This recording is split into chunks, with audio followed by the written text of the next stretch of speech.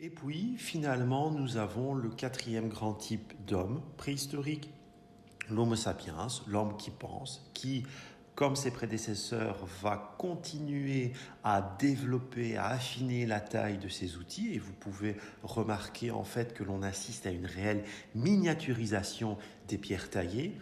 Nous avions parlé du burin, nous avions parlé des pointes aussi de saguet, des pointes de flèche, du perçoir, des feuilles de laurier, des épingles, des harpons et encore d'autres dispositifs qui vont améliorer notamment les techniques de chasse, mais aussi les techniques de fabrication de vêtements, de bijoux et aussi, comme nous le rappelle cette nouvelle diapositive, nos Homo sapiens peuvent être considérés comme les premiers artistes de l'histoire de l'humanité.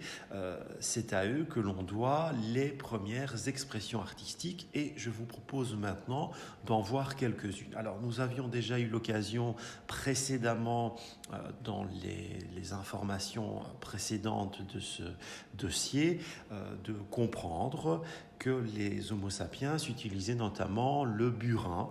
C'est cette pierre que vous retrouvez ici, ce burin qui pouvait notamment être utilisé pour graver des figures, graver des images, soit sur des parois rocheuses, comme nous le rappelle cette reconstitution, ou directement sur des objets usuels, comme nous le rappelle cette source matérielle.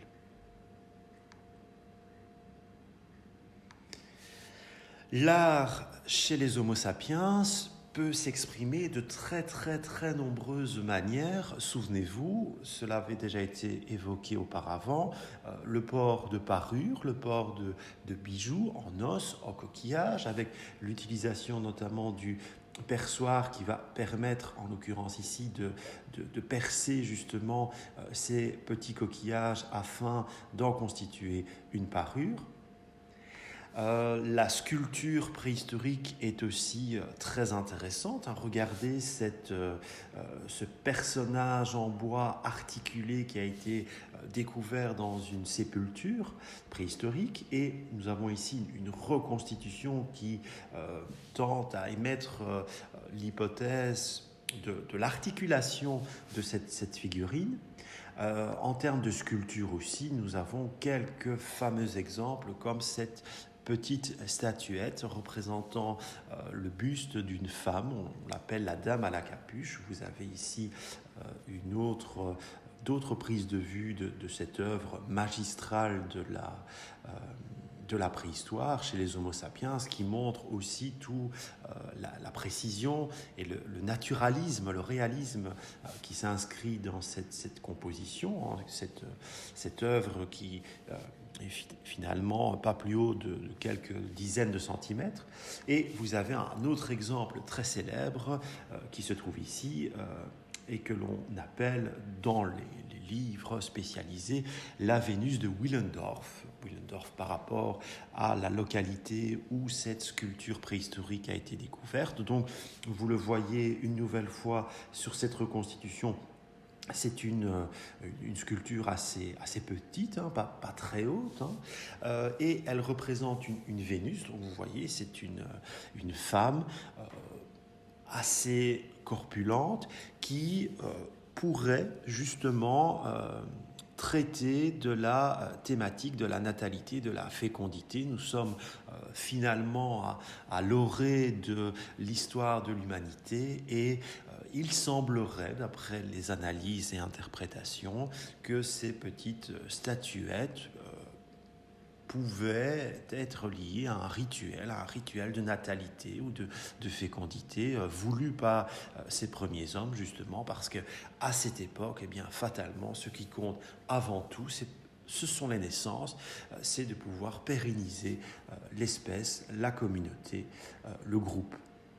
Et ce type de Vénus, on en retrouve énormément dans les pièces que nous connaissons de l'art préhistorique. Et vous voyez que certaines de ces Vénus peuvent prendre des formes tout à fait particulières, et différentes, des formes particulières et différentes, mais les concepts demeurent avec généralement des poitrines fortement développées ainsi que le ventre, qui sont autant de symboles liés à la fécondité et à la natalité. Et une œuvre extraordinaire découverte sur une paroi rocheuse, eh bien, c'est cette espèce de moulage, plutôt de bas-relief d'une Vénus, bas-relief inscrit directement dans la pierre. Alors vous voyez une nouvelle fois, on retrouve une morphologie singulière, particulière, avec la main gauche de ce personnage féminin qui est directement posée sur le ventre. Et très intéressant aussi, la main droite qui détient une corne. Eh bien, l'image que vous avez à l'écran est peut-être l'une des représentations les plus anciennes de l'histoire d'un symbole très important que nous connaissons encore aujourd'hui. Ce symbole, vous l'avez ici illustré, il s'agit de la corne d'abondance. Vous connaissez, j'ouvre une parenthèse, peut-être des restaurants aujourd'hui qui portent ce nom. Alors, qu'est-ce qu'une corne d'abondance? Eh bien, c'est une corne mythologique. Vous voyez, elle daterait déjà de la préhistoire, mais cette mythologie, elle va être fortement développée durant l'Antiquité, le Moyen-Âge et reprise encore une fois durant les temps modernes jusqu'à nos jours. Cette corne d'abondance, eh bien, c'est une corne qui va déverser à fusion sans jamais s'arrêter des aliments, des fruits, des légumes qui vont permettre justement à la race humaine de continuellement se nourrir et donc de ne jamais mourir de faim. Donc une symbolique excessivement intéressante qui perdure depuis des millions d'années, et grâce à cette découverte artistique de la préhistoire, nous pouvons penser que ce mythe existe déjà bien à cette époque.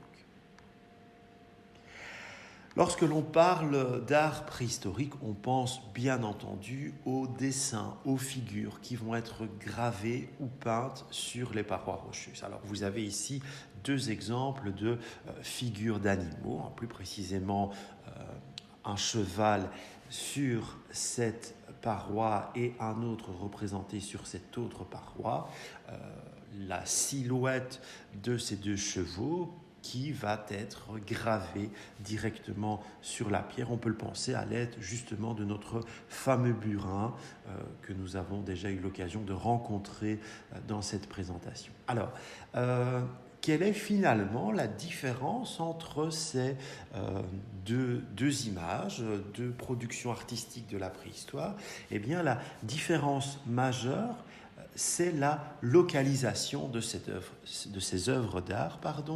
Vous avez la photographie supérieure qui nous montre en fait un cheval préhistorique tiré de l'art pariétal, et la photographie du bas qui nous propose un exemple d'œuvre liée à l'art rupestre. Alors, quelle est la différence entre un art préhistorique pariétal et un art préhistorique rupestre? Eh bien, en fait, l'art pariétal aura toujours lieu à l'intérieur des grottes. Donc, lorsque les hommes préhistoriques vont graver ou peindre des images sur les parois rocheuses à l'intérieur des grottes, nous serons face à de l'art pariétal. Et lorsque ces hommes préhistoriques vont représenter des animaux, des objets sur des parois à l'extérieur, des parois rocheuses à l'extérieur, à l'air libre, on parlera alors d'art rupestre.